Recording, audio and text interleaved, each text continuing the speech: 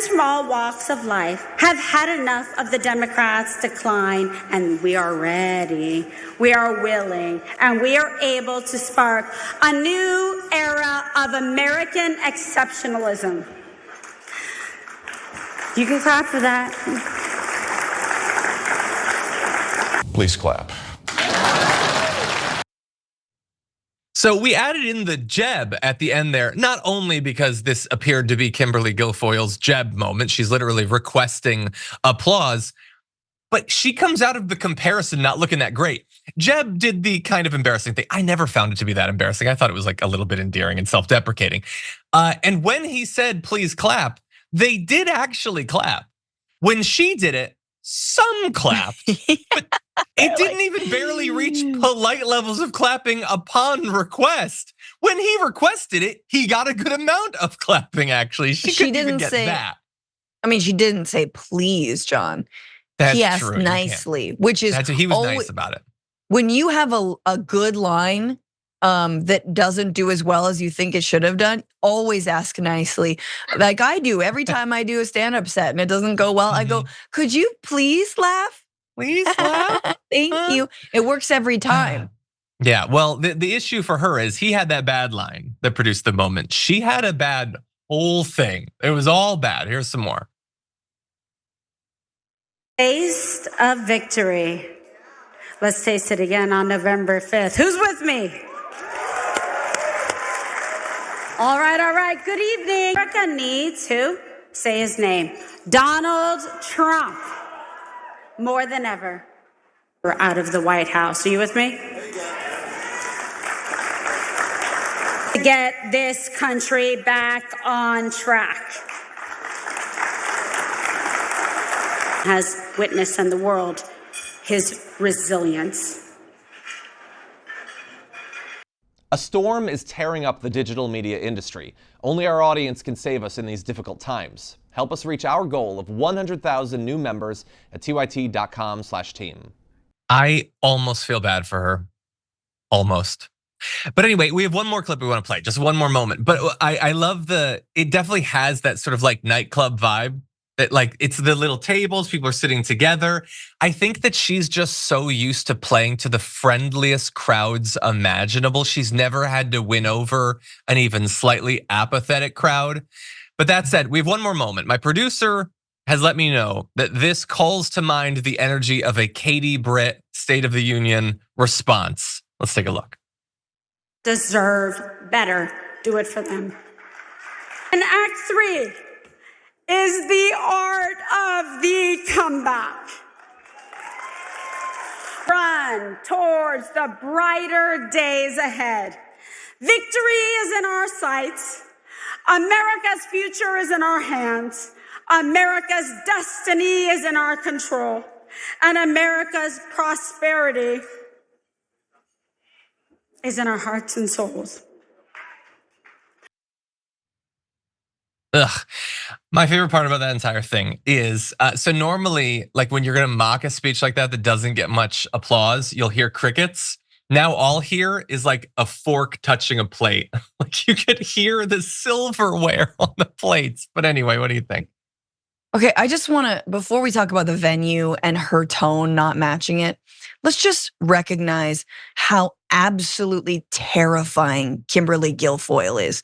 She looks like a Christian nationalist Da Bratz doll, all right? She's got a massive like cross around her neck. She's smiling way too much. It's really creepy. And she is just giving like way too much Handmaid's Tale meets, Stepford Wives energy, and you're like, you can't be real. You are plastic, aren't you? Someone programmed you. You're AI. You're definitely AI, right? But more importantly, she only has one mode. So they didn't program Guilfoyle with multiple modes. They just program her with North Korean propaganda mode, right? When she's at a gala, she's at a dinner, people are trying to enjoy their food and eat. I've done run shows like this. You're not supposed to like, every line is an applause, because they are literally cutting their steak and putting ketchup on it as we speak. So you gotta talk to them, you gotta make a few jokes, you gotta have it be an easier watch than just like, super audience participation, I can't hear you. What is this, Dora the Explorer? Calm down. I had not thought about the venue that, they're not there to do a standing ovation. No. Like you do have to play to the level of involvement they wanna have. That's a great point. And again, and I'll say again, I just think she's used to going to places where everybody believes that she's the best thing that's ever existed, and that's it. And there was nothing natural about it. Again, she has the vibe of a person who's never had to win over anyone in terms of like your message or whatever. But here is where I think she has like sort of the last laugh. That's the level of speech that you can expect from her, okay? That's how skilled she is. She was paid $60,000 for the speech that she gave at January 6th. And maybe that's the only one that she was paid that money for. I can neither confirm nor deny what she normally gets paid. But the idea that someone like this, who has no natural speaking ability whatsoever, and is just there because they married into the Trump family, which is true of so many people in the upper tier of Republican politics right now, was paid more to give a speech to fire people up to overthrow the government than many good people will make in a year of labor, I think is the ultimate symbol of how messed up our politics is, how messed up the Republican Party is, the MAGA movement, and the Trump family. That seemed acceptable to them. And she skated away. She got $60,000. A bunch of people in the crowd ended up in jail. She got $60,000 for that. That is, I'm really glad you're bringing those receipts. I'm really glad, because that is wild. But how much should she donate to the fund, to the defense fund for all the Jan 6ers? Oh, I'm sure a lot of it. Just so much. Imagine paying her, like, again, Kimberly needs to switch it up, because they will replace her with AI in the future. Like I don't read a lot of comics, John, but you do. Like, like there's like this.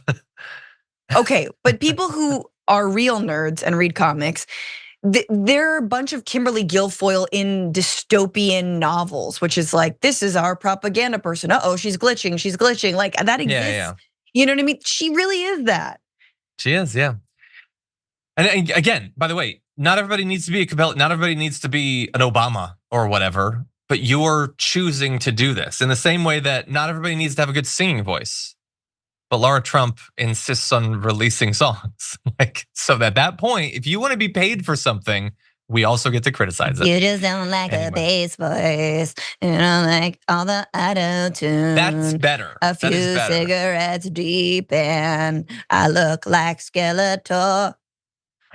You put her in an evening gown on a fire escape, and that's better than Laura Trump's best efforts. Members make a difference here at TYT. You help make the show happen, and we see you in the chat with your loyalty badge. Click the join button to become a member today.